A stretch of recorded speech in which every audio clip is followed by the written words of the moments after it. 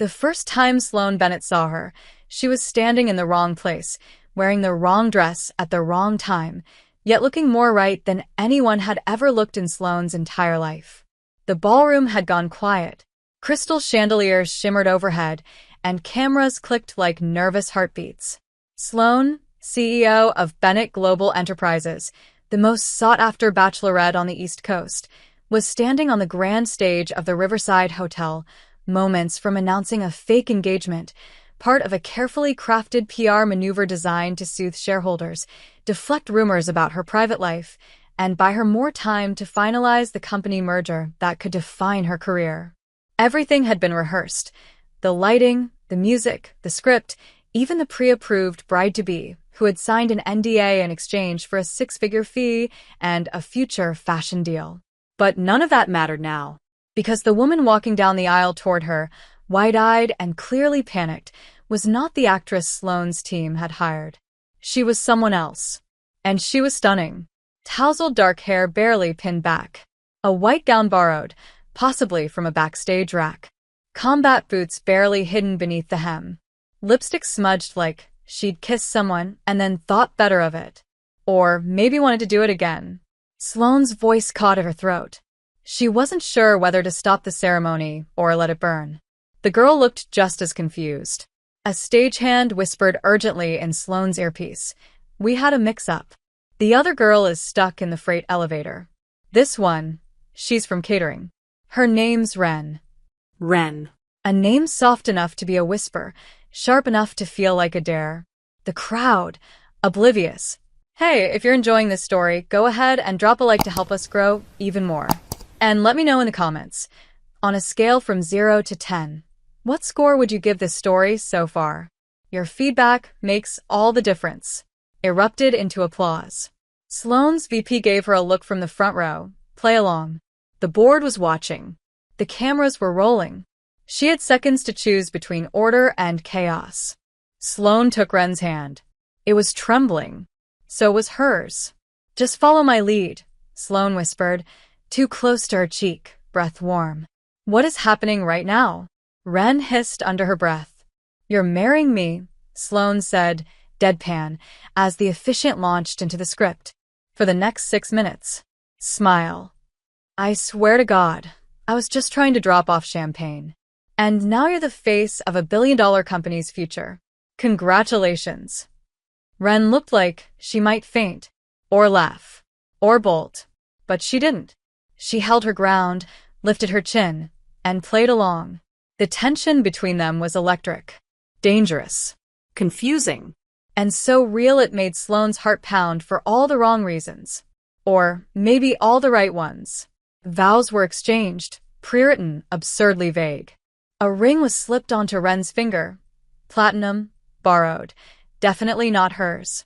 And when the officiant said, "You may kiss the bride," Sloane hesitated. Just long enough to let Ren look up at her and whisper, "Don't you dare."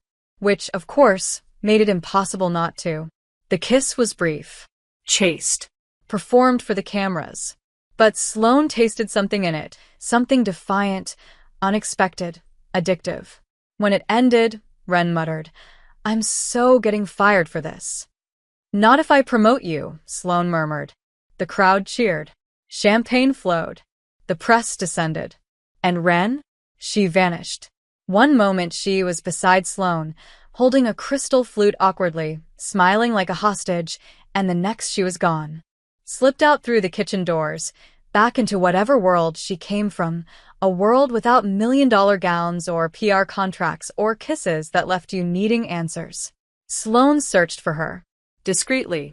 Days passed. No trace. She told herself it didn't matter. That it had been a glitch in the script, a detour, a PR mess to be cleaned. But every time she looked at the photos from the event, that kiss, those eyes, that fire, she knew something had shifted. And when an envelope arrived on her desk 3 days later, no return address, just a catering invoice and a handwritten note that said, "Next time, warn a girl before you put a ring on it." Sloane smiled and whispered to no one in particular, "There's going to be a next time." Sloane couldn't stop checking her inbox. For a woman who handled mergers worth more than most people's lives, who ignored senators' calls and deleted text messages from actual royalty, it was utterly humiliating to admit, even to herself, that she was refreshing her email like a high school girl waiting on a crush. But Wren hadn't responded. Not to the thank you message Sloane had someone send under a false name. Not to the bonus wire transfer, 5 times what any caterer should have received. And definitely not to the invitation enclosed with a sleek black envelope, which read, "Ms. Bennet cordially invites you to a private dinner to apologize for the absurdity of last Saturday night." No response. Silence. Sloane didn't like silence. It was unnatural, uncontrolled, unpredictable, and it made her think too much about the one kiss she hadn't been able to fake. On the 6th day, she took matters into her own hands. She canceled her meetings, put on jeans, actual denim, a move that made her assistant drop her tablet, and drove herself, in an unmarked car, to the address listed on the catering invoice Wren had left behind. It wasn't what she expected. A warehouse-turned-loft, red bricks and high windows, paint peeling like someone was always halfway through fixing it but never finished. Sloane buzzed once. Nothing. Again. Still nothing. She was about to turn away when the door opened, halfway, and there she was. Wren. Barefoot, messy hair, tank top with faded ink that said "not yours to fix." "I was wondering how long it'd take you. You knew I'd come? You're predictable. You kissed me first. You paid me after." Sloane smirked. "I've had worse nights." Wren leaned against the frame, arms crossed, unapologetically unbothered. "So, what do you want, CEO?" "Dinner." "You've already tasted the catering. This time I want the chef." Silence. Then a smirk. "You're lucky I find cocky women hot." Sloane blinked.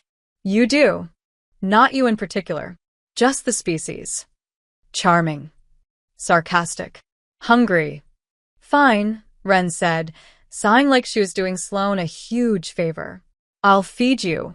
But not in some 5-star, paparazzi-infested place. If we're doing this, we're doing it my way. Which is, no staff, no press, no dresses.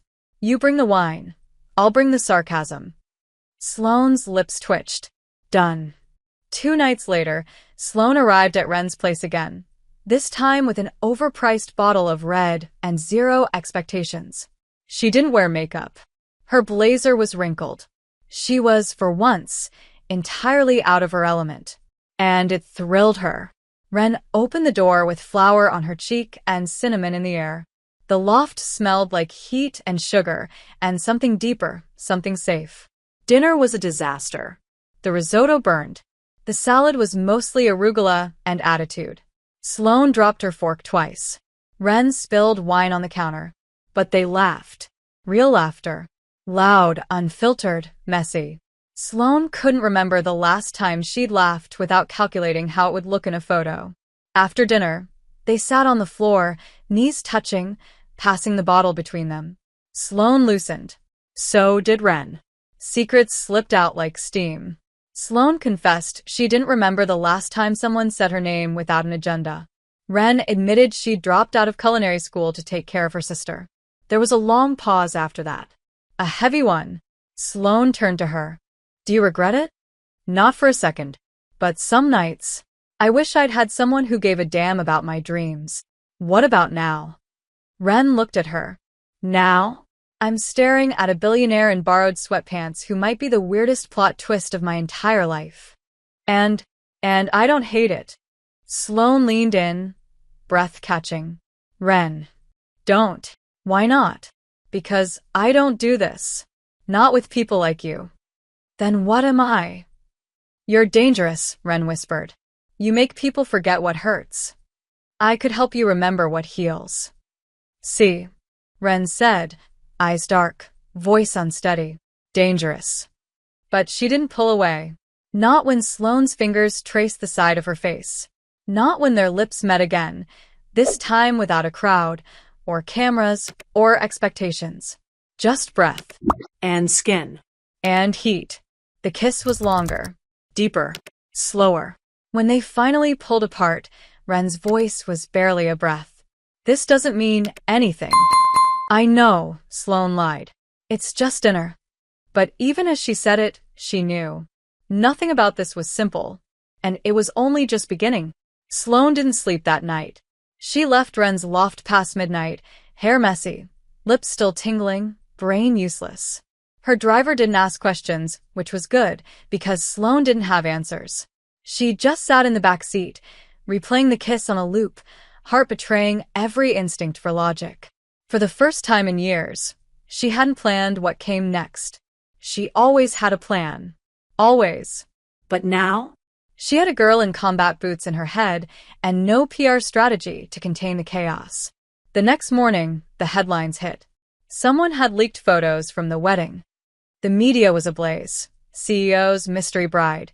Who is she? A real kiss or a real setup? Sloane Bennett's engagement sparks queer frenzy. Sloane's board was divided. Half furious, half thrilled.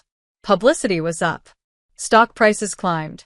But no one knew the truth, that the woman beside Sloane in those photos had never been supposed to be there. And Sloane had never wanted someone to stay so badly. Her assistant barged in mid-meeting, tablet in hand. The media wants a statement. And we've got 3 networks offering exclusive interviews. Tell them nothing, Sloane said flatly. You want to ride the mystery? I want to protect her. The assistant blinked. Her. Wren. The name landed like a secret escaping. Later that day, Wren texted. Just one sentence. Did your world explode yet? Sloane stared at the screen, smiling despite herself. Only a little. Wren replied instantly. You owe me lunch for the trauma. Dinner. You don't negotiate well. I'm used to getting what I want. Dangerous words.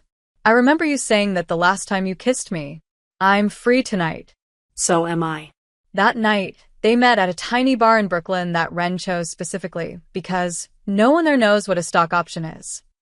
Sloane tried to blend in, jeans, black jacket, no makeup, but head still turned.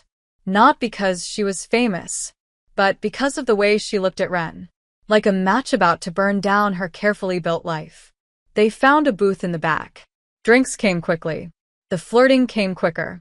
So, what exactly did you tell your people about me? Wren asked, sipping her whiskey. That you're a threat to national productivity. Is that a compliment? It's an understatement. Did you always talk like this? Or is it just with me? I only flirt when I'm terrified. Wren smirked. Then you must be absolutely panicking. I am. Good. Hours passed. Conversations spun into confessions. Sloane admitted she hated her penthouse. Too cold, too quiet. Wren admitted she still talked to her late mother's photograph when no one was watching. Sloane nearly reached for her hand. Wren almost let her. Almost. You're not used to being seen, are you? Wren asked softly. I'm used to being photographed. Not seen. Then what are we doing? You're ruining me. Or maybe, Wren said, eyes steady. I'm finally making you real. They didn't kiss that night. They almost did twice, but Wren pulled back. Said she needed to breathe. Sloane respected it. Mostly. She sent a car anyway. Waited until Wren got home safe. Then spent the next 2 hours staring at the ceiling of her penthouse, haunted by the curve of Wren's smile. The next day, Wren walked into Sloane's office unannounced.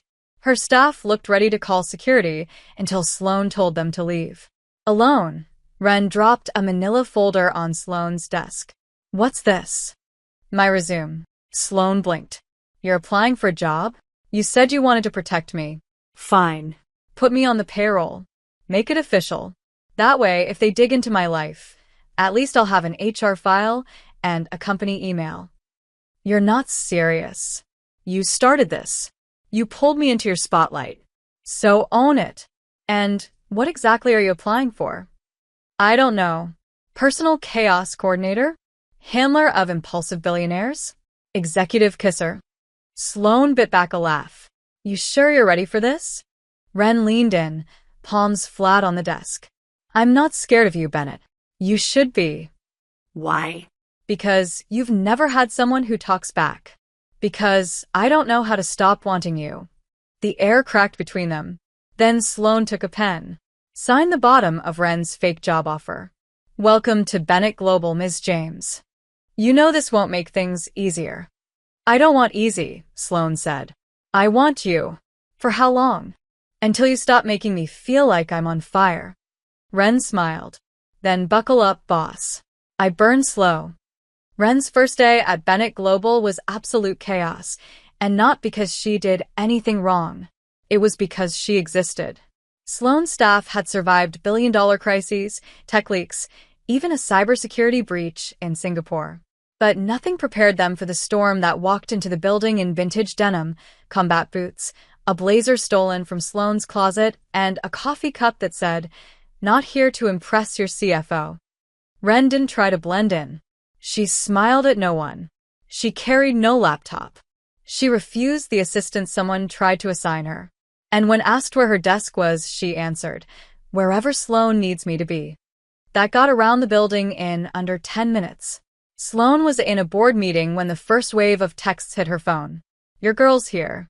She's terrifying. We love her." Sloane ignored them all. She told herself this was temporary. Strategic. A PR move disguised as a favor disguised as self-preservation. But when she stepped out of the conference room and saw Wren sitting cross-legged on the corner of her own desk, flipping through a thick file with a lollipop in her mouth, Sloane forgot every lie she'd rehearsed. "You're late," Wren said. "It's my company." Still rude. "You're chewing candy over my acquisition proposal." "Relax. I haven't drooled on it yet. You're supposed to be shadowing me." "I am. I'm learning what happens when billionaires try to pretend they're not attracted to women in boots." "That's not in the file." "It's all over your face." Sloane stepped closer. "Too close. You're going to make this very complicated." "You hired me for chaos, remember? I hired you to protect you. So, you could stop obsessing over me?" "No," Sloane said, voice lower. "So, I wouldn't lose the only woman who's ever made me feel like myself." The silence that followed wasn't awkward. It was heavy, deliberate, charged. Wren shifted off the desk, stood in front of her. "You really want to do this?" "I already am. There are people watching. Let them learn." And then Sloane kissed her. Not a performance. Not for cameras. Just raw, unscripted want. Wren responded instantly, hands in Sloane's jacket, lips urgent, bodies pressed together like they were burning from the inside out. It lasted all of 20 seconds. Then Wren pulled back, breathless, eyes narrowed. "You know this doesn't mean I'm going easy on you." "I don't want easy." "You've said that before." "Because it's still true." "Fine," Wren said, stepping back, straightening her clothes. "But if I'm going to be part of this fantasy empire, I want to see how the magic works. I want access. Real access. No filters. You want to see behind the curtain? I want to rip it down. Then come with me." Sloane took her to meetings. Introduced her to heads of departments, clients, partners. Wren asked sharp questions, cut through corporate talk like a blade, and never once pretended to be impressed. She wasn't there to flatter. She was there to understand. That night, Sloane took her to a gala. Wren wore black silk and still managed to look like she could punch someone in it. They entered arm in arm. The cameras went wild. Whispers followed them. "That's the girl from the wedding photos. Is that real?" Sloane Bennett's gone off script. They danced once. Slow. In public. The music was soft. The glances weren't. Wren whispered in Sloane's ear, "Do you ever get tired of pretending?" "With you? I don't have to." "Good. Because I'd rather ruin the whole illusion than let you hide behind it again." Sloane turned to face her, inches apart. "You're ruining me. Or saving you." That night, back in the car, Wren said nothing. Just looked out the window, silent. Sloane thought maybe she'd gone too far. But when they reached her building and the elevator doors closed, Wren pushed her hard against the wall and kissed her like she'd been starving all night. When they broke apart, Sloane barely managed to whisper, "What was that for?" Wren smiled, wild and unapologetic. "To remind you, I'm not just a PR accident. I'm the biggest risk you've ever taken. And what if I fall? Then you fall into me. Sloane laughed, breathless. You're going to be the end of me. Or the beginning. The elevator dinged. They stepped into darkness. Into something neither of them could name. And upstairs, behind locked doors, the real chaos began. The next morning should have felt like regret. That was the narrative Sloane was used to. Mistake, damage control, cleanup. But waking up with Ren's arm draped over her waist and the morning sun spilling across the sheets like a spotlight made her feel everything but regret. Ren was still asleep, one leg tangled with Sloane's, lips slightly parted, a small crease between her brows like even in sleep she didn't fully trust the world to leave her in peace. Sloane didn't move. She watched, listened, memorized. Because in that moment, nothing existed outside that bed. No stockholders, no contracts, no consequences. Just the warmth of another body that didn't need her to be anything but real. When Ren stirred, she opened one eye and groaned. Please tell me you're not staring at me like a creepy painting. Too late. Do I look that good or that confusing? Both. Damn. I was going for intimidating. Try harder. Ren smirked and rolled on top of her, straddling her waist, messy hair falling in all directions. You're not scared of me, are you? Terrified, Sloane whispered. Good. That means you're still sane. They didn't leave the bed for hours. Talk turned into touch. Sarcasm turned into sighs. Sloane forgot how to be composed. Ren never tried to be. At noon, Sloane's phone exploded with calls. She ignored them. At 1, her assistant banged on the penthouse door. You've got an interview with Forbes in 20 minutes. Tell them I'm busy, Sloane shouted back, Ren's mouth on her neck. Doing what? Bad decisions, she gasped. When they finally emerged, Ren wore Sloane's button-down shirt and nothing else. Sloane wore the smirk of someone who'd stopped pretending to care about appearances. Downstairs, reality was waiting. Paparazzi outside the building. Headlines speculating. And in Sloane's office, a crisis. A leaked internal memo. Someone had exposed the company's strategy behind the fake engagement, a plan Sloane had long since abandoned the second Ren walked down that aisle. Now the board was panicking. Accusations flew. Questions about integrity. About manipulation. About how far Sloane would go for attention. Ren sat on the edge of the desk while Sloane paced. Do you need me to disappear? She asked. What? I mean it. I can ghost. Make this go away. You can blame me. I'll say I faked it all. Sloane stopped. No. Never. Then what's the move, boss? Sloane turned to face her. The truth. You sure? No. But I'm more sure of you than I've been of anything in years. That afternoon, Sloane called a press conference. Ren tried to talk her out of it, but Sloane was done hiding. Cameras flashed. Reporters screamed. Sloane stepped up to the podium and said, There's been speculation about the nature of my engagement. So, let me clarify. It was never meant to happen the way it did. The woman you saw beside me was not part of the original plan. She was an accident. A mistake. A total deviation from everything we rehearsed. And the best thing that's ever happened to me. Gasps. Clicks. Flashbulbs. Yes, our wedding began as a PR stunt. But it ended with something I never expected. Something real. I fell for someone I wasn't supposed to. Someone who doesn't care about wealth or power or headlines. And for the first time, I care more about protecting her than protecting my image. Reporters shouted questions. Sloane ignored them. Walked off stage. Straight into Ren's arms behind the curtain. That's going to cost you, Ren said softly. I know. Maybe everything. I've already gained more than I ever had. The backlash came fast. Articles. Commentaries. A competitor launched a campaign mocking the wedding debacle. A shareholder threatened to sue. Sloane's company took a temporary hit. But the public? They didn't care. They loved it. Loved her. Loved them. And suddenly, for the first time in a long time, Sloane realized something terrifying and exhilarating. People weren't watching her because they hated her. They were watching because they were rooting for her. For them. At home that night, Ren sat cross-legged on the kitchen counter while Sloane poured them both glasses of wine. So, what now? Ren asked. You've told the world. You've burned your perfect little PR fantasy to the ground. What's next? Sloane handed her a glass. Now we find out if this is real enough to survive the fallout. Ren raised her glass.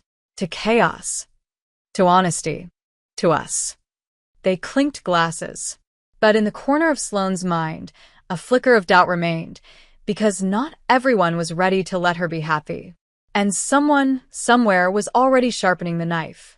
Ren wasn't used to being hated. Ignored, yes. Misunderstood, definitely. But this kind of public, weaponized hatred? That was new. The day after Sloane's press conference, her face was everywhere. Zoomed-in paparazzi shots, reaction videos, think pieces. Some painted her as a manipulative social climber. Others romanticized her as the accidental muse of a billionaire. Neither version was true, and both made her want to scream. The worst part? She hadn't even done anything. She hadn't chased the spotlight. She hadn't asked to be dragged into Sloane's carefully curated world of image and illusion. All she did was walk into the wrong room wearing the wrong dress and kiss the right woman. Now, she couldn't even go to her favorite cafe without someone whispering, "Is that her? She doesn't look like a millionaire's type. I bet she's in it for the money." Ren ignored them. Mostly. But each glance chipped away at her. Each comment pressed harder against her ribs until she felt like she couldn't breathe. That night, Sloane found her on the fire escape, sitting in the cold with a bottle of cheap whiskey and headphones on, music blaring. Sloane opened the window. "You're going to freeze out here." Ren didn't move. "I liked my life better when no one gave a damn about me." "You didn't mean that." "Didn't I?" Sloane climbed out onto the metal grate, sat beside her. "I didn't think it would get this bad." "Of course you didn't. You've spent your life being worshipped. You don't know what it's like to be hated by strangers for just existing." "I do now." Ren looked at her. "Do you regret it?" "What?" "Going public. Telling the truth." Sloane was quiet for a moment. Then, not for a second. Ren shook her head. "You're insane." "Probably. And reckless." "Definitely. And maybe the only person I've ever met who makes me want to stay when I should run." Sloane turned to her. "Then stay. Give me one reason." "Because I'm not letting them rewrite you into something you're not." "They already did." "Then let me show them who you really are." Sloane reached into her coat and handed Ren a sleek black folder. "What's this?" "A partnership. I want you to design a culinary series under the Bennett brand. A real project. Something that has nothing to do with me. Just your name. Your vision. Your story." Ren blinked. "Are you serious? I want the world to know who you were before they tried to define you by me." "That's a PR move." "It's a love letter disguised as a contract." "I thought you didn't do feelings." "I didn't. Until I met you." Ren opened the folder. The proposal was real. Funding, staff, creative control. Her name at the top not as an employee but as a founder. She closed it slowly. "What happens if I say yes?" "Then you stop being my shadow and start being your own light. And if I fail, then we fail together." Ren took a long breath. The city roared below them.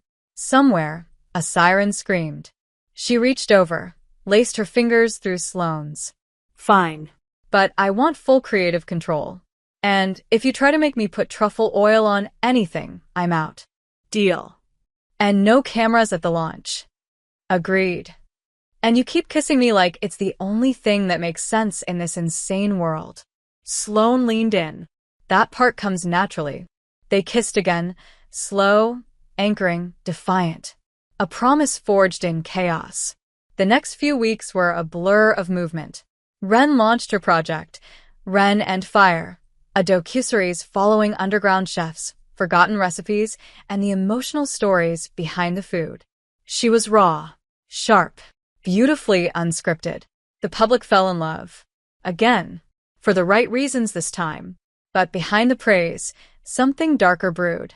Sloane's PR team received a package, unmarked, untraceable.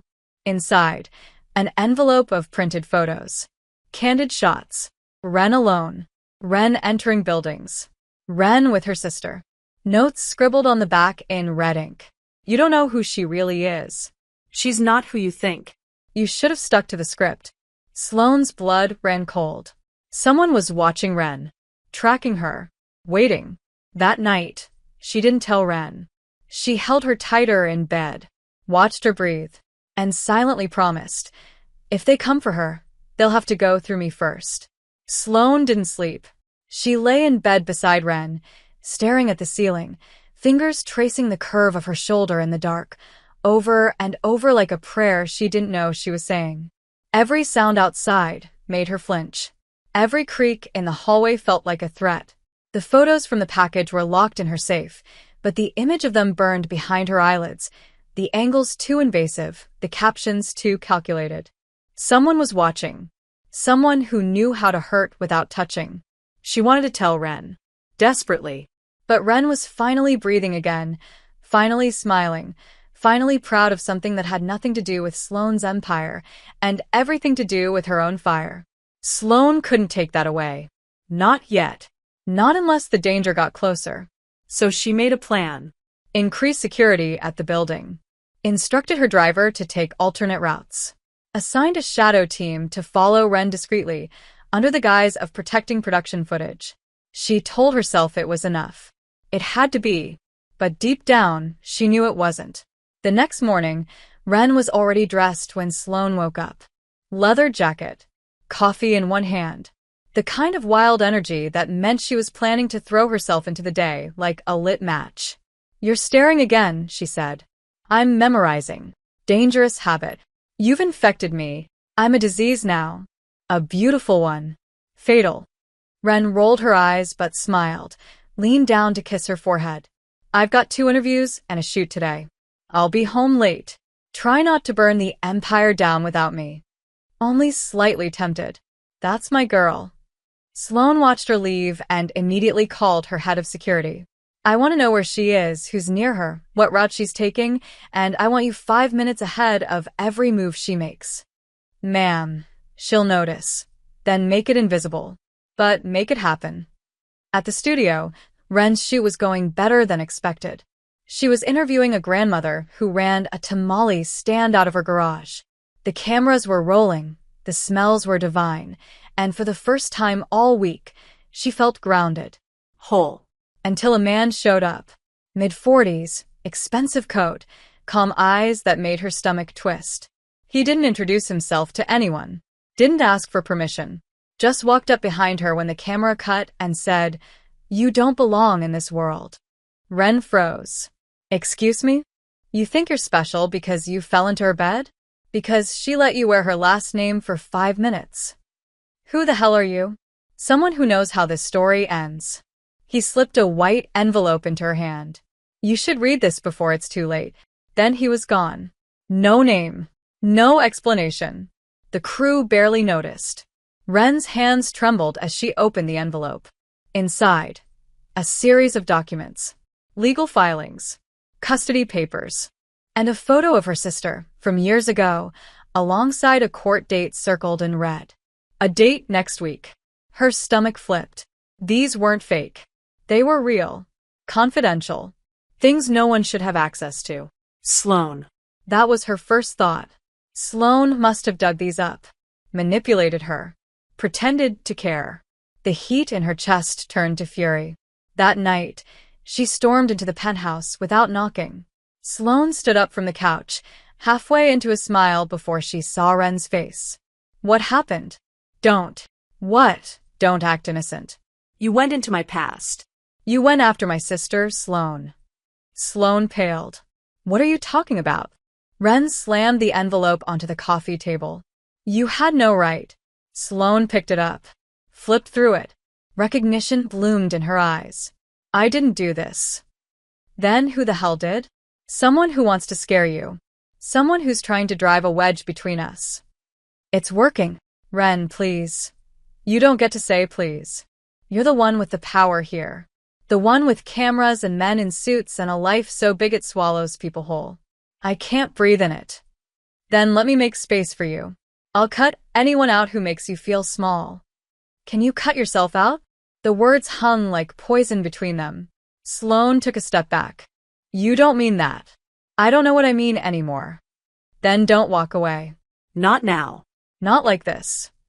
Ren looked at her, eyes hard, then softer, then completely unreadable. I need time. She turned. Left. This time, Sloane didn't follow. She just stood there, hands shaking, wondering if she'd already lost her before the real war even began. Sloane had always thought heartbreak would be loud, breaking glass, screaming melodrama. But it wasn't. It was silence. It was the click of the door closing behind Ren and the absence that echoed louder than any argument ever could. Days passed. No word. No messages. Just absence, stretching out like a void that swallowed everything good. Sloane buried herself in work. Meetings. Numbers. Deadlines. She moved like a ghost in designer heels, smiling at investors, shaking hands with board members, all while bleeding under her skin. At night, she'd sit on the edge of the bed Ren once curled into, staring at the imprint on the pillow like it might still be warm if she reached fast enough. But it never was. Meanwhile, Ren vanished. She shut off her phone, canceled interviews, stopped production on Ren and Fire. Her team was confused, but she gave no explanations. She stayed at a friend's loft on the Lower East Side, where no one asked questions and no one cared that she used to date a billionaire. She needed time. Space. But mostly, she needed to stop hearing Sloane's voice every time she closed her eyes. Her sister, Ava, noticed immediately. Did she hurt you? She asked one night, curled up on the worn couch. Ren shook her head. She tried to protect me. That's the problem. You're mad because she cared? I'm mad because she has the power to break me. And I think she already has. Ava studied her for a long moment. Ren, don't punish someone for loving you the only way they know how, especially when it scares them. You sound like Mom. Mom would have said, get off your ass and fight for the girl. Mom had no filter. Exactly. Neither do you. So why are you being such a coward? Ren didn't answer. But the next morning, she opened her inbox. There were dozens of unread messages. One from Sloane's assistant, one from the Ren and Fire production manager, and just one directly from Sloane. No subject, no body text, just a single attachment. Ren opened it. It was a voice recording. Her thumb hovered for a second. Then she pressed play. I don't know what to say that doesn't sound like a press release. But I'm sorry. For the silence. For the fear. For not knowing how to protect you without hurting you. I miss your laugh. I miss your terrible coffee. I miss the way you roll your eyes when I say something that scares you, because it's true. If this is the end, fine. But if there's even a crack in that wall between us, just a crack, I'll break through it. I love you, and I'm not afraid to say it out loud anymore. Ren sat frozen, then hit play again, and again. That night, she showed up outside Bennett Tower. No security stopped her. No one questioned her. It was like the building itself was holding its breath. She found Sloane alone in her office, lights low, staring at the skyline like it might offer a way to erase the past week. I listened, Ren said softly. Sloane turned, startled. Ren, you talk better when I'm not in the room. I didn't expect you to come. Neither did I. So, why are you here? Ren stepped closer. Because I'm tired of hurting. And I think you are too. Always. Then maybe we stop punishing each other and start figuring out how to live in the same world without falling apart. Is that possible? Only if we build a new one. Sloane crossed the room slowly, stopped inches from her. I love you. Ren met her eyes. You're late. I've loved you since the moment you said, just follow my lead. Sloane laughed, choked, pulled her in and kissed her like she'd been waiting forever. It was less fire now, more gravity. Not a collision in orbit. That night, Ren stayed. They lay in bed without touching at first, just breathing. Then hands found familiar places, slowly, reverently. They didn't need to rush. The world could wait. But in the darkness, as Sloane drifted into sleep, Wren whispered, "Someone out there is trying to tear us apart. We can't ignore that." Sloane didn't open her eyes, but her hand tightened around Wren's. "We won't. Not anymore." Neither of them saw the email that hit Sloane's inbox at 3:12 a.m. No sender. No subject. Just one line. "You brought her back." Mistake number 2. And attached? A photo of Wren, taken just hours ago, outside Bennett Tower, smiling. The morning after Wren returned, everything felt deceptively calm. The sun poured into the penthouse like it had been waiting for her. Sloane made coffee badly. Wren teased her, gently, and for a few hours, they allowed themselves the illusion that the world outside had stopped spinning. But by noon, that illusion shattered. Sloane's assistant barged into her office without knocking. "You need to see this." She handed over a tablet with shaking hands. On the screen, an anonymous blog post. Title: The Real Wren James. What Sloane Bennett Doesn't Know. Sloane read every word, heart sinking with each line. It was a detailed hit piece, ugly, personal, invasive. Claims about Wren's teenage arrest record, a misunderstanding, sealed years ago. Twisted stories about her dropping out of culinary school. Accusations that she'd dated women in power before to climb the ladder. Sloane felt her stomach turn. Where did this come from? No one knows. The site's offshore. It went viral overnight. Pull it down. We tried. It's already been copied to 20 other sites. Twitter's on fire. Wren's trending worldwide. Sloane didn't wait. She sprinted to her apartment, heart pounding. Wren was on the couch, barefoot, holding her phone like it was radioactive. She didn't look up. "So now the world knows I got arrested at 16 for stealing tampons." "It's not true. It's half true. I did it, but it was for my sister. We didn't have money. I thought it'd be easy." Sloane knelt in front of her. "I don't care. Let them write whatever they want. I know you." "That's the thing," Wren said, voice hollow. "They don't want to know me. They want to own the narrative. And you're in it. So now I'm the threat." "No, you're the truth. And people are scared of the truth." "You still don't get it." Wren stood. "This isn't about bad press anymore. This is personal. Someone is trying to destroy me. And maybe you too." Sloane rose slowly. "Then we fight back." "With what? Money?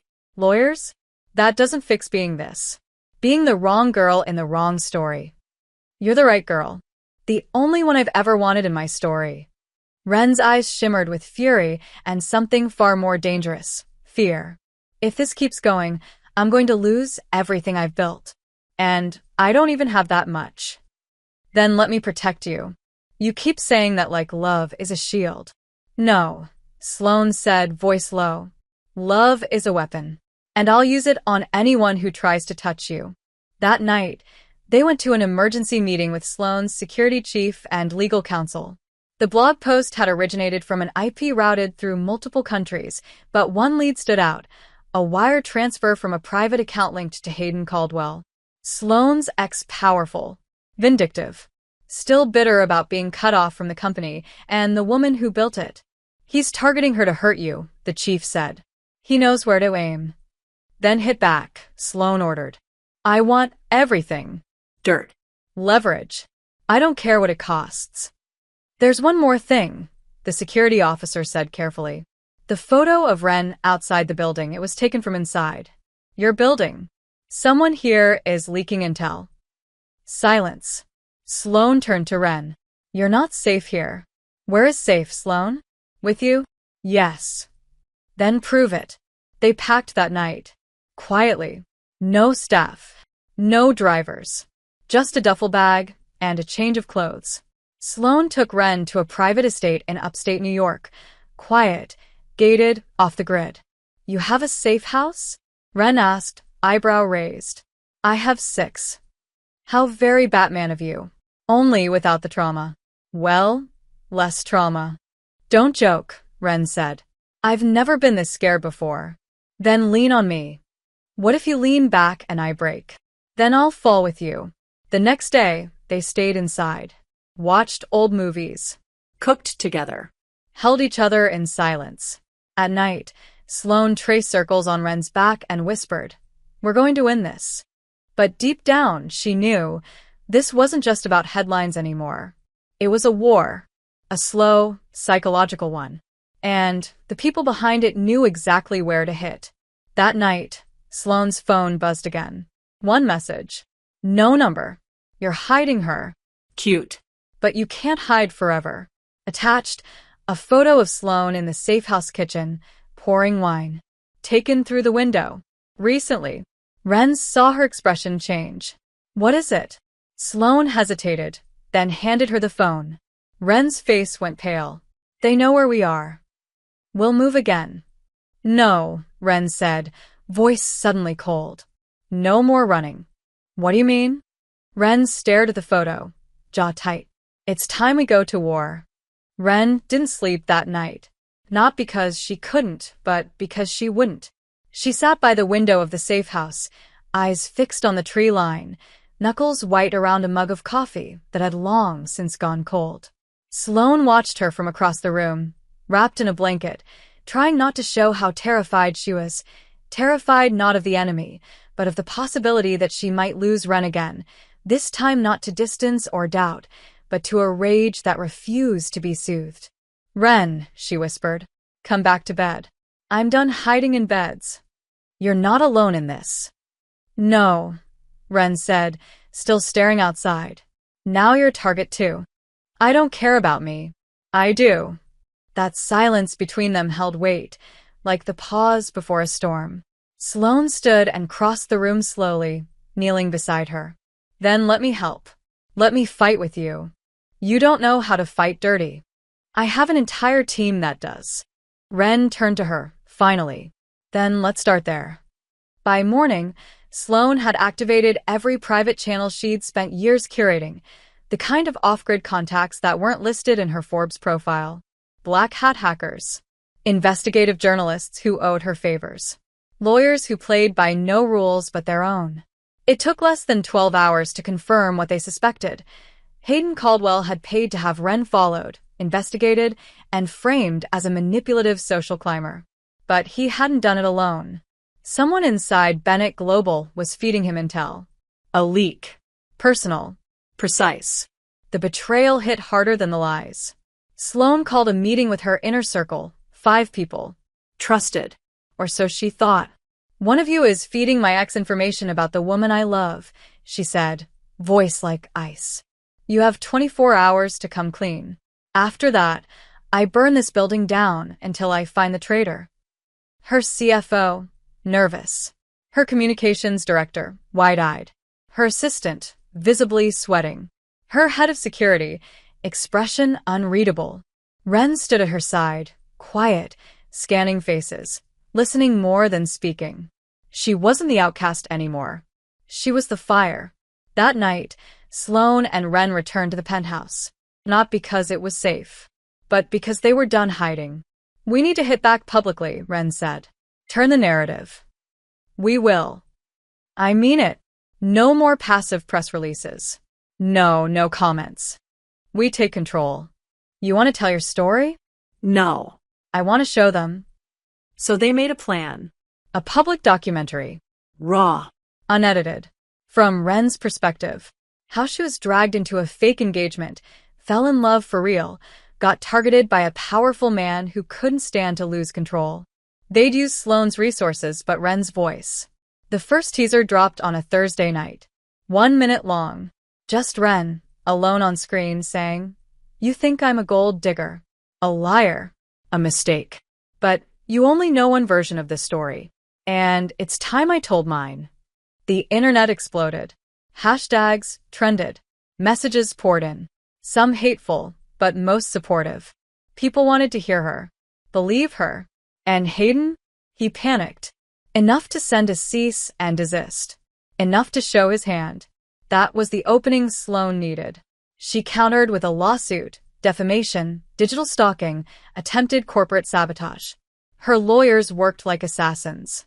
But it was Ren's presence in the press that turned the tide. She went on camera again and again, refusing to be victimized, refusing to shrink. Sloane stood beside her every time. Until one night, as they walked off a late-night talk show set, hand in hand, Ren said, "I think we're winning." "You think?" Sloane smirked. "I've never lost a war. You've never fought one that meant this much." "True." Ren looked at her. "Do you think we'll survive it?" "We're not just going to survive," Sloane said. "We're going to rewrite the ending." But just as the air started to shift, just as momentum turned in their favor, Sloane's phone buzzed with a message that froze her blood. A single word: checkmate. Attached, a photo of Ren's sister, Ava, leaving her college building. Taken from a distance. Time-stamped. That day. Sloane felt her stomach drop. "No," she whispered. Ren turned instantly. "What is it?" Sloane didn't answer. She just handed her the phone. Ren went pale. Her voice cracked. "They're going after my sister." Sloane grabbed her coat. "We're not letting that happen." "Where are we going?" "To take back control." "And if they try to stop us?" Sloane's voice turned steel. "Then I'll remind them exactly how dangerous love can be." Sloane drove like she had nothing left to lose.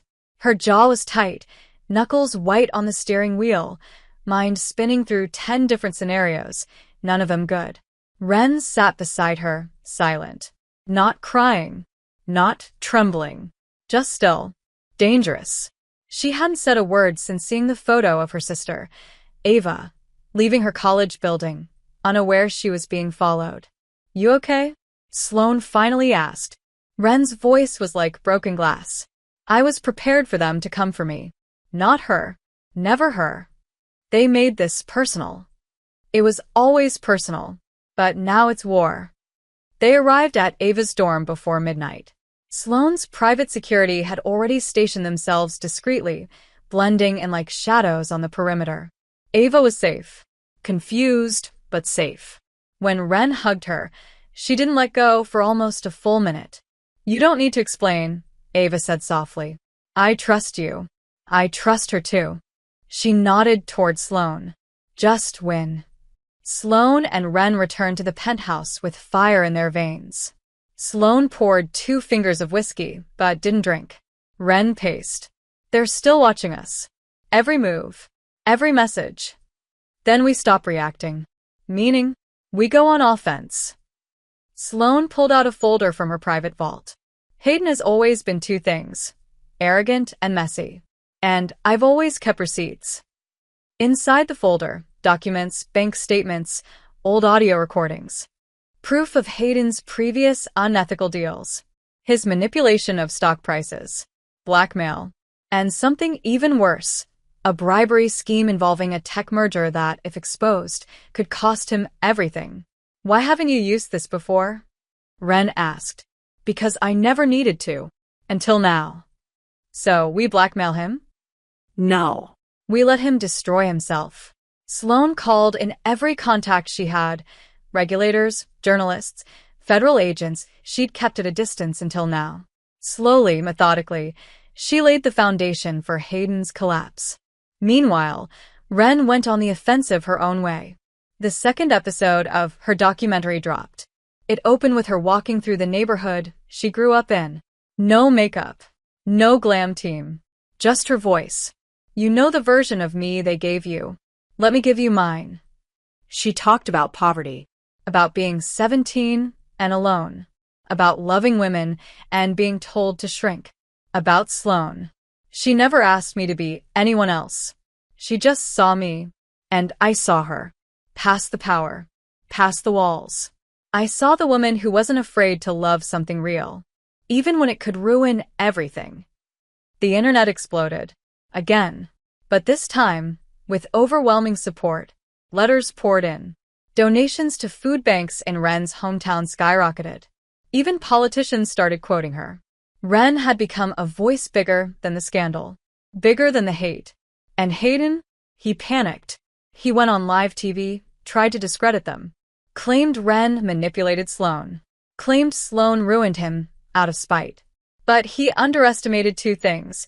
How much Ren was loved now, and how much Sloane was willing to burn. Within 48 hours, Sloane's lawyers released documents implicating Hayden in insider trading and bribery. The recordings followed. Audio of Hayden mocking shareholders, threatening competitors, laughing about how he could ruin anyone.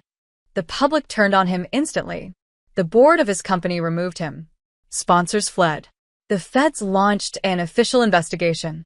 His empire collapsed. That night, Sloane found Ren on the roof of their building, barefoot, staring out at the city. It's done, Sloane said. We won. It doesn't feel like winning. What does it feel like? Heavy. Sloane nodded. You were never supposed to carry all this. Neither were you. They sat in silence for a moment. Then Ren asked, if you had to do it all over again, would you still say, follow my lead? Sloane turned to her. I'd say it louder. Ren leaned against her shoulder. You terrify me. Why? Because loving you means giving up the part of me that never trusted anyone. And I don't know who I am without that armor. Then let's find out together. Ren closed her eyes. There's one thing I want. Anything. I want to end this on my terms. I want the final episode to be live. One night. Unedited. Just me. Telling the truth. About everything. Even about us? Especially about us. Sloane hesitated. You know what that means, right? That they'll watch us fall? Or rise, Sloane whispered. Let's give them a show. But as they sat under the night sky, a figure stood 2 rooftops away, camera in hand, lens trained on their silhouettes. The war was almost over. But not everyone wanted peace. The day of the live broadcast arrived cloaked in a kind of stillness Ren hadn't felt since before the storm began.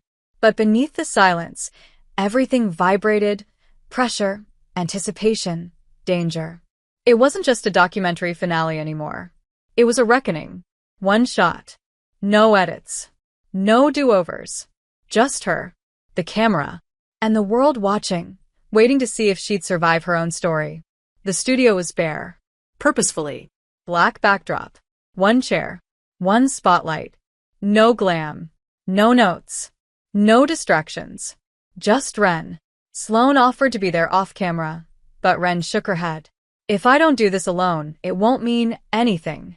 You're not alone, Sloane whispered, brushing a thumb across her cheek. I'm just not in the frame. Ren gave her a soft smile, then walked toward the stage. 30 seconds to air. She took her seat, breathed once, and looked straight into the lens. Live. Hi, she began. You know me by a lot of names. The girl who hijacked a fake wedding. The gold digger. The impulsive bartender.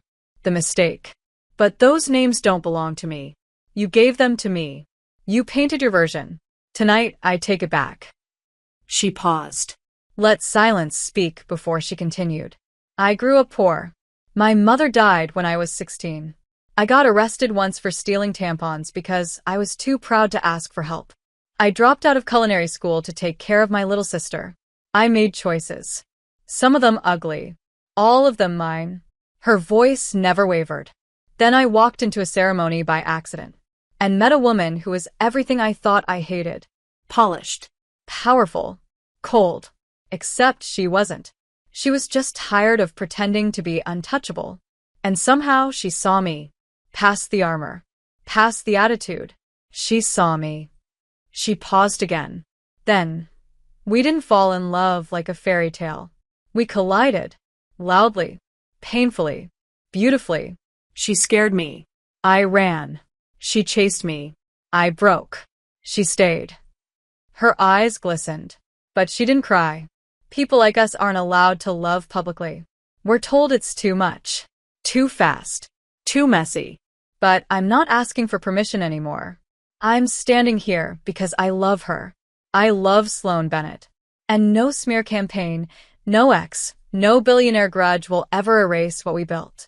She leaned forward, gaze intense. You tried to destroy me, and you failed. Because I'm still here. Whole. Loud. And more dangerous than you ever imagined. The feed cut to black. No credits. No logos. Just silence. Then the internet detonated. Tens of millions watched live. Even more watched in the next hour. Hashtags flooded every platform. Ren James Truth Love is Power Bennett and Fire the final shot. Ren looking straight into the lens, fierce and tearless, became the image of the year. Sloane watched from a monitor backstage, hand pressed to her lips, eyes burning. Then Ren appeared. Silent. Radiant. They didn't speak. Sloane just pulled her close and kissed her. Slow. Deliberate. No flashbulbs. No script. Just them. Hours later, the emails started pouring in. Sponsorships. Speaking offers. Film deals. Politicians asking to quote her speech. But Ren shut it all down. She didn't want to become a product. She just wanted to be real. You don't owe the world your pain, Sloane reminded her. I know, Ren said. But I owed it to myself to speak. That night, the Bennett Tower was silent. For the first time in months, no headlines, no flashing lights, no cameras outside. Just stillness. Peace. Until Sloane's phone rang. A secure number. Don't answer, Ren murmured, head on her shoulder. It could wait. But Sloane did. Her voice was sharp. Bennett. A pause. Then, we caught him. Sloane sat up. Who? The leak. It wasn't a board member. It wasn't Hayden. It was your assistant. Silence. Pure, deafening silence. Ren looked up. What is it? Sloane's voice cracked. The one person I trusted more than anyone. The voice on the phone continued. She sold photos. Eavesdropped. Fed info to Hayden in exchange for a position at his firm after you cut ties. She played both sides. And she's disappeared. Where? Sloane asked. We don't know. But she's running. And she's not alone. That last sentence hit like a punch. Not alone. We intercepted a communication. There's someone else involved. Someone you haven't accounted for. Sloane stood. So did Ren. This isn't over, Sloane whispered. I thought it was, Ren said. But I think we're just getting to the final battle. And then the building went dark. Lights out. Power dead. Emergency systems failing. Somewhere below, a siren started wailing. And in that moment, Ren turned to Sloane. I'm not afraid, she said. Not anymore. Sloane grabbed her hand. Tight.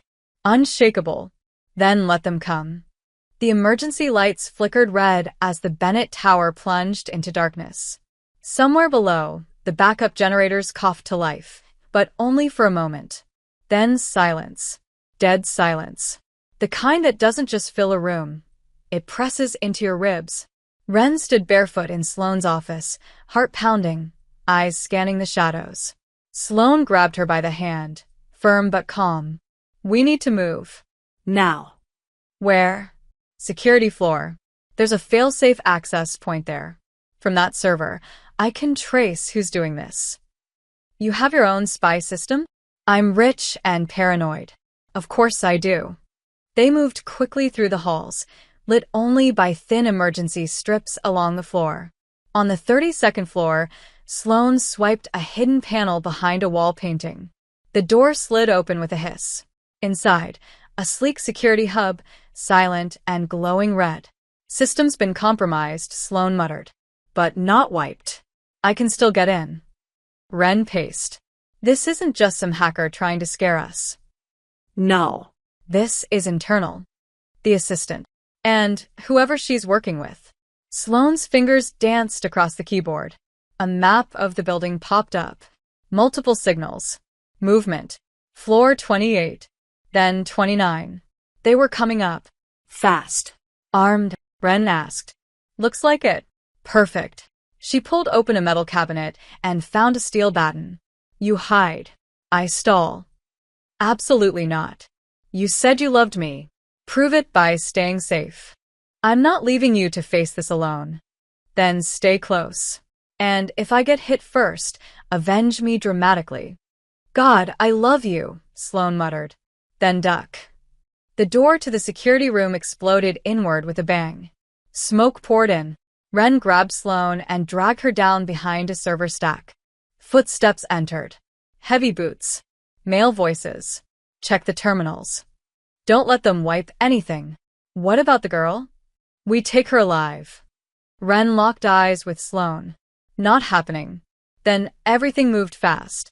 Ren surged forward, bat in hand, slamming it into the first man's knee. He collapsed with a grunt. Sloane grabbed a fire extinguisher and sprayed another in the face, then cracked it against his skull. The third aimed a taser. Ren kicked it out of his hand, punched him in the throat, and shoved him into the wall. But a fourth grabbed her from behind, slammed her into the terminal. Hard. Sloane screamed. Ren, I'm fine, Ren gasped, elbowing him hard enough to break free. But before she could move again, a calm, cold voice echoed through the smoke. Enough. They all froze. A woman stepped through the haze. Expensive heels, smooth hair, ice in her eyes. Sloane's former assistant. Hello, Sloane. You traitorous. You know, I never cared that you fired me.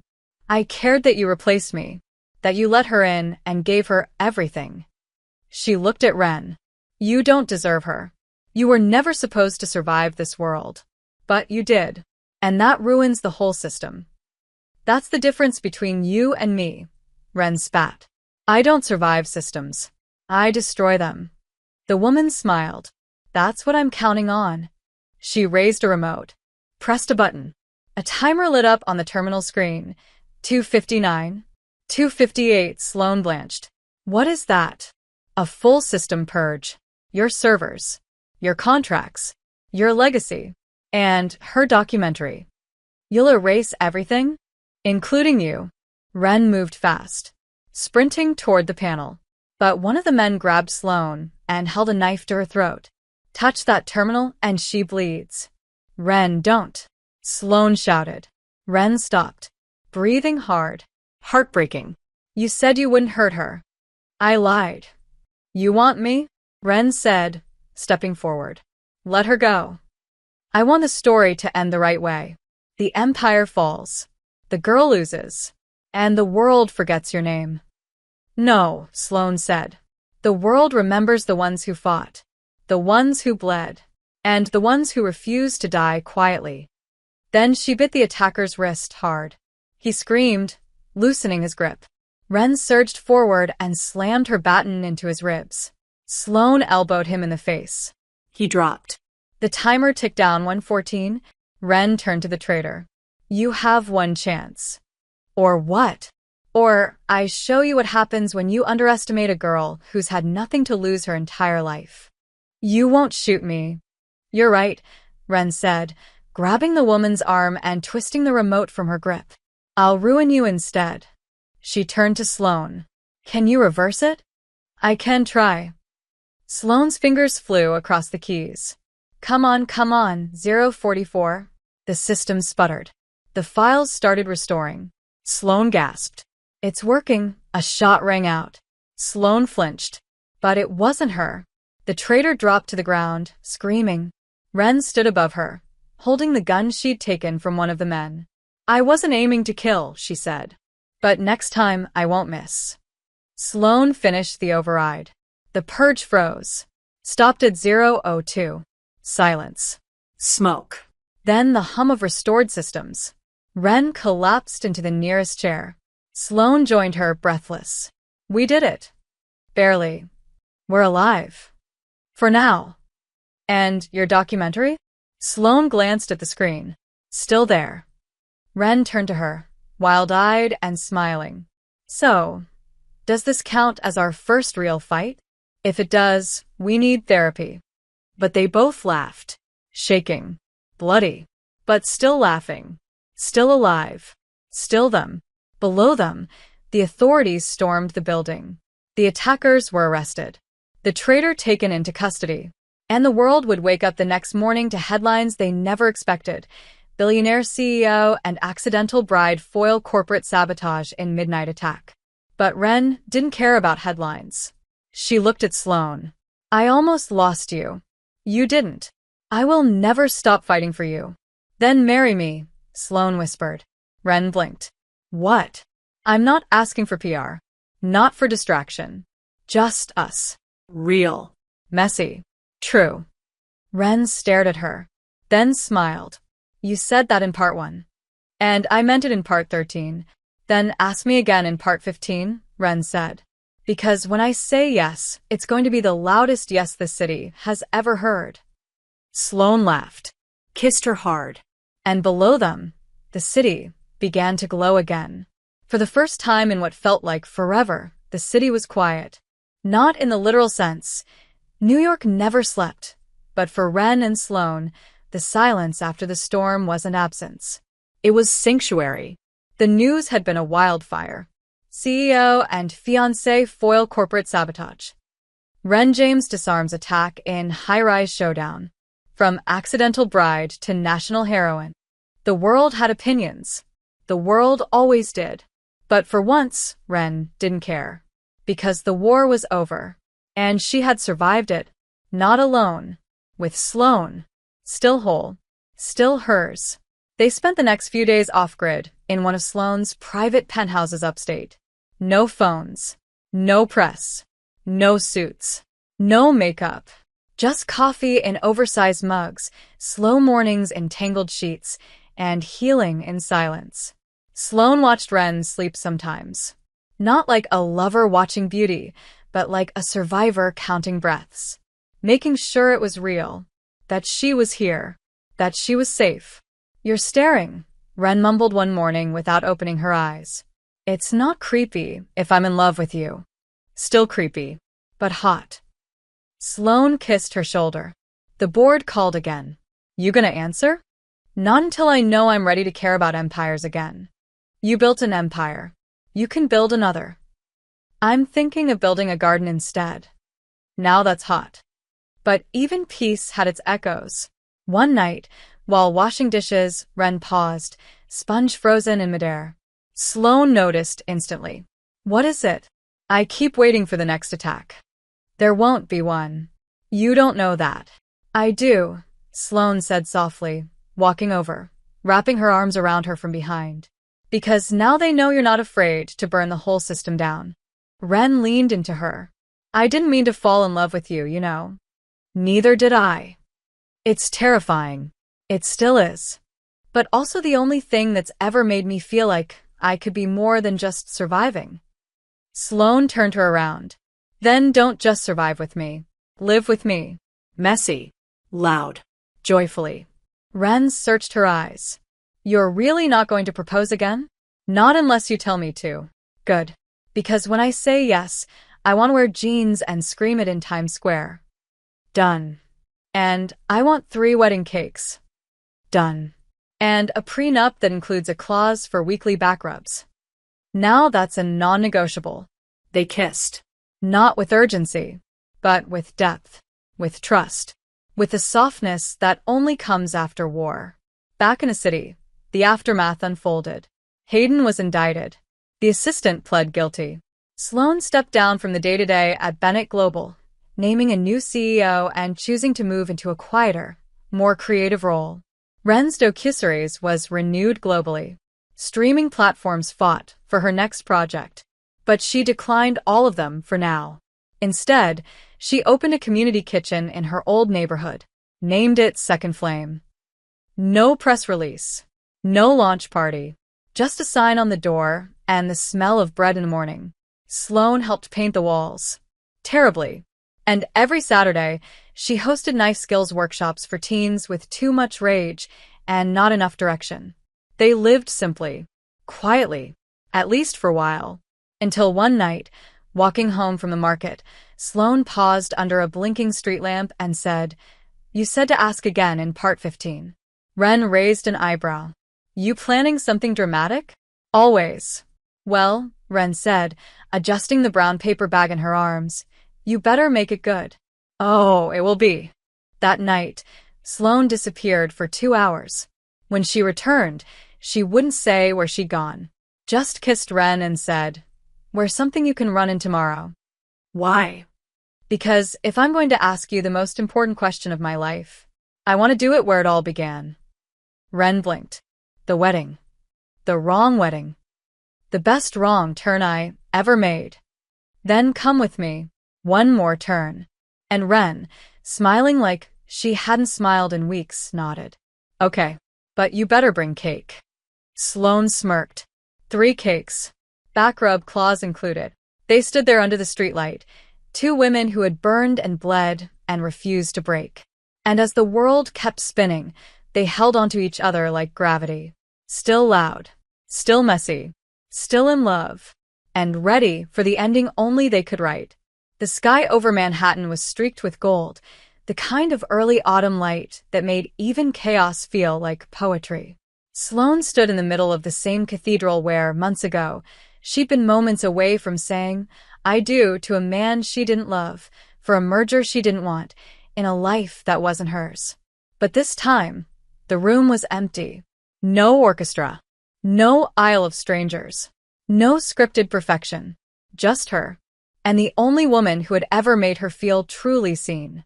Ren stood near the altar, wearing ripped jeans, a white tank top under a worn leather jacket, and a nervous grin that said everything. This wasn't the ending she expected, but it was the one she wanted. This is really where it happened? She asked, spinning slowly to take it all in. Where we met. Technically, Sloane said, this is where you crashed someone else's wedding, called me beautiful to my face, and walked into my life like a hurricane. Best wrong room I ever walked into. You have no idea. Ren turned back to her, eyes warm. So, why are we here? Sloane took a deep breath, reached into her pocket, pulled out a small black ring box. Because I meant it. When I said I wanted to ask you again. Not in front of cameras. Not to fix a scandal. Not because we almost lost each other. But because, somehow, through all of it, you've become the home I never thought I'd find. She stepped closer, voice low, raw. You make the silence after the storm feel like music. You taught me that power isn't in control, it's in surrender. In choosing love when it terrifies you. And I want to spend the rest of my life choosing you. Loudly. Publicly. And forever. She opened the box. Inside, a silver band. Simple. Honest. Ren James. Will you marry me? No contracts. No headlines. Just us. Ren stared at her, lips parted, heart in her throat. Say it again, she whispered. I love you. I choose you. Will you marry me? Ren didn't answer with words. She launched forward, arms around Sloane's neck, mouth on hers in a kiss that said yes 1,000 times over. When they finally broke apart, breathless, Ren whispered, only if I get to pick the playlist. You're getting 3 cakes. You can have the damn playlist. Good. Because the first song's going to be Billie Eilish, and the last one's going to be Bohemian Rhapsody. So I hope your board's ready to dance. I'm not inviting the board. Even better. They laughed, forehead to forehead, in the middle of the same space that once felt like a prison, and now felt like a beginning. A week later, the internet broke. Again. Not from scandal, but from a single post, a photo of Ren and Sloane, barefoot in the grass, holding hands and laughing under string lights, 3 mismatched cakes behind them. Captioned, this time, we both said yes. The ceremony was private.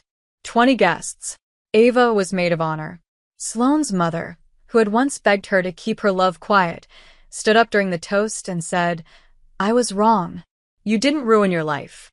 You rebuilt it. Ren wore white jeans and a blazer.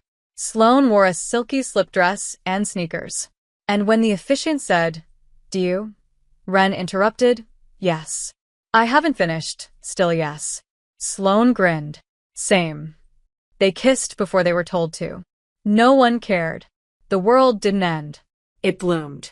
Later, they danced in the garden with no shoes. Sloane spilled wine on her dress.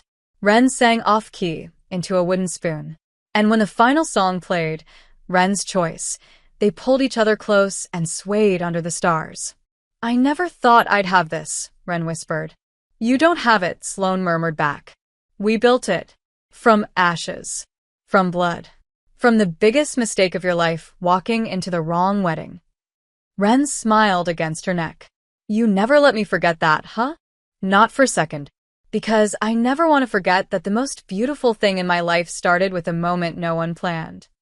And as the night deepened, as the lights glowed, as two women who had burned and bled and dared to love stood holding each other like the answer to every question. It became clear. Forever isn't always quiet. Sometimes it arrives like a storm, or a broken heel on a church floor, or a vow whispered in the dark. But when it's real, you know. And they knew. Finally. They were home. If you enjoyed this content and want to support the channel in a special way, try clicking the thanks button below. It's the one with the heart and $sign icon. With super thanks, you can make a direct contribution to the channel, which helps me keep creating awesome videos for you.